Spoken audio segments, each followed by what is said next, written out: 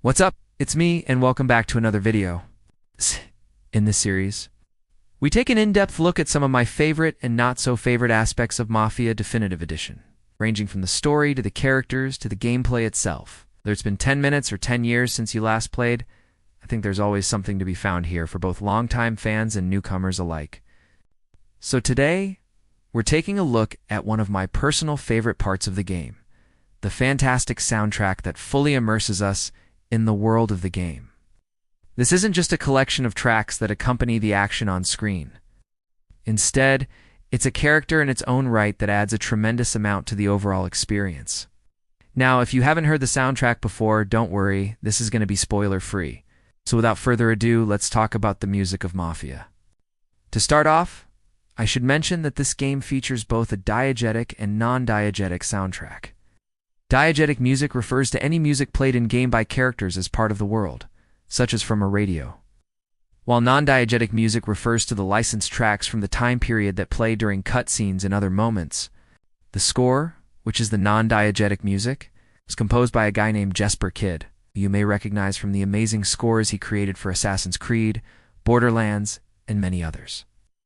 While the in-game music is also excellent, I want to focus on the score specifically, since it plays a massive role in building atmosphere and setting the tone of the game. As soon as the opening cutscene fades in, you'll immediately be drawn into the world of 1930s America, and immersed in the story being told thanks to the beautiful composition of violins and brass instruments that make up the orchestra. The way that the different instruments complement each other creates a sense of elegance and sophistication that fits perfectly with the setting of the game. As the scene progresses and the camera pans over the city streets, the music swells and builds in intensity, raising the stakes and creating a sense of drama that carries over to the rest of the game.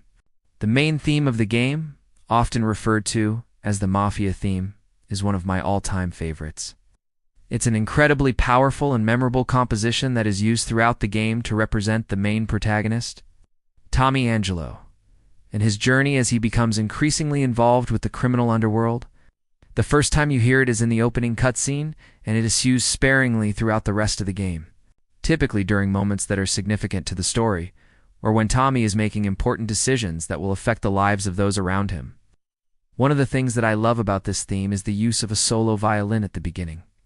The violin is often used in film scores to represent a single character, and in this case, it works perfectly to establish Tommy as the main protagonist of the game. Another thing I love is how the theme evolves and changes as the game progresses, and Tommy becomes more hardened and world-weary. For example, later in the game, when he has made the decision to go against the wishes of his family, to do what he feels is right.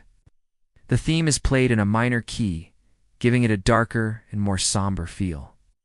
Another track that I want to highlight is the aptly named Bloody Afternoon. This is the second track in the game, and is played during the famous opening bank heist, where Tommy gets his introduction to the criminal life alongside the rest of the gang.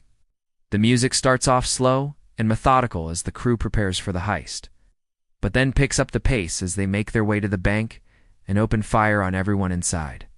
The brass instruments blare out a triumphant fanfare as the gang makes their escape, leaving behind the chaos and destruction they caused in their wake.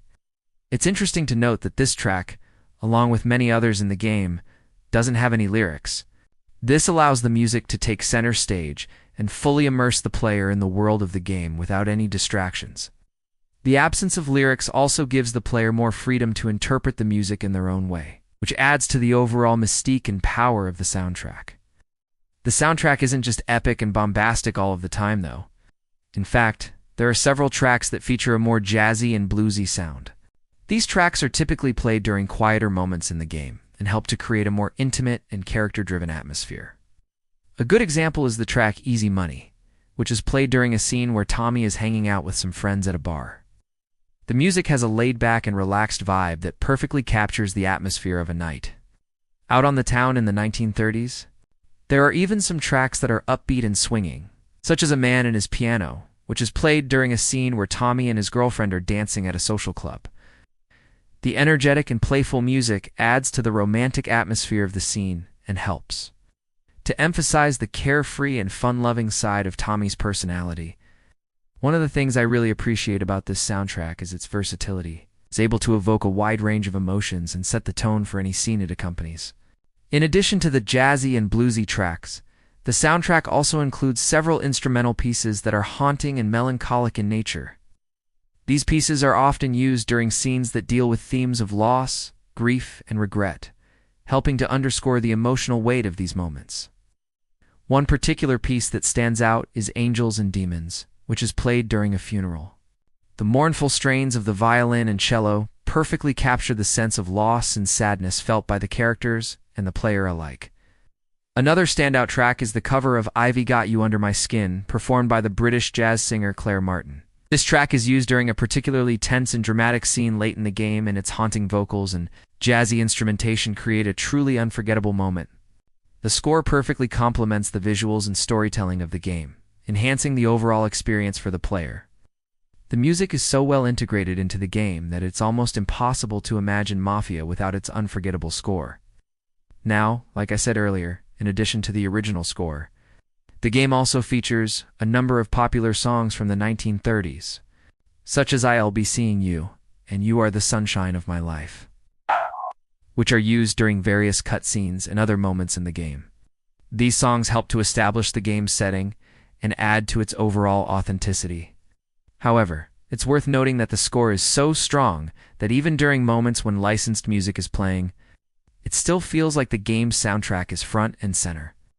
Overall, the soundtrack of Mafia Definitive Edition is one of the best things about the game. From the sweeping orchestral score to the more intimate and character-driven pieces, the music perfectly complements the visuals and storytelling, enhancing the overall experience for the player. If you're looking for a game with an unforgettable soundtrack, Mafia is definitely worth checking out. And that's all I've got for this one. I hope you enjoyed this little love letter to one of my favorite soundtracks of all time. And if you're interested in seeing more videos on Mafia, then let me know in the comments down below. As always, thank you all so much for watching. Don't forget to like and subscribe to see more content like this. I'll see y'all next time.